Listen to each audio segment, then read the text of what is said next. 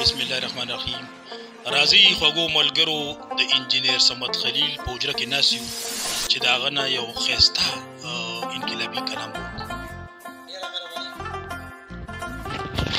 ډیره مهرباني انجینیر فضیل ربی صاحب، ستاسو د راتګ مننه چې د اختر د خوشحالۍ مو راسره ومانځلې او ډیره مزه وکړه انجینیر فخر علم انجینیر فضیل ربی او ستاسو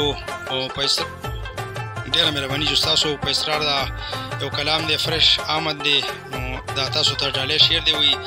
دا چې مشر نه مني کړي خپله مرضي پښتانه، دا چې مشر نه مني کړي خپله مرضي پښتانه، دا بدبخت ړانده ګونګي پښتانه او دا خپل په سرو سپینو وطن چې پرېښی، دا خپل د سرو سپینو وطن چې پرېښی او کړي د عربو مزدوري پښتانه، اوس هغه رنګ خالص نه دی پاتې شوي، اوس هغه رنګ خالص نه دی پاتې شوي، یادېږي په نوم پنجابي پښتانه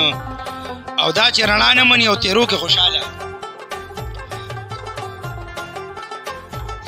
جی انجینیر صاحب، دا چې رڼا نه مني او تیرو کې خوشحاله، دا ټول د مولیانو بچي پښتانه او دا چې تل اسمان ته نیغ ګوري،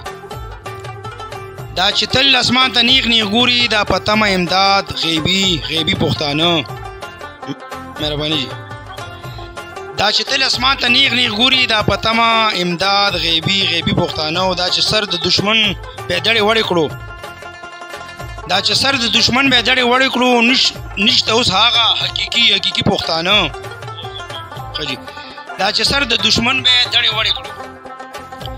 دا چې سر د دشمن به دړې وړې کړو، نشته اوس هغه حقیقي پښتانه او دا چې لاهور کې خپل شناختي کارډونه ښایي،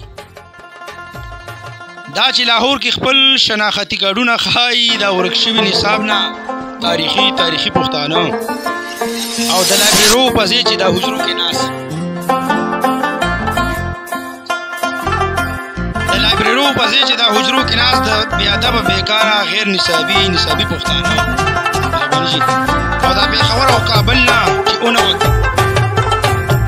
دا پېښور او کابل نه چې ونوته، دا حاجیان تبلیغي پښتانه او د تهذیب هر معیار نه لرې، دا د تهذیب هر معیار نه چې لرې کړي مرګ په غوز پښتانه او خیرشاله مکه چې ما سمت خو ولا د انقلاب اواز اوچت کړل،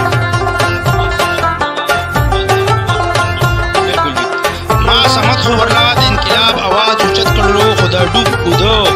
دریږي او چیني پښتانه، ما سمت خو ورلا د انقلاب اواز اوچت کړلو، خو دا ډوب اوده دریږي او چیني پښتانه، خو دا ډوب اوده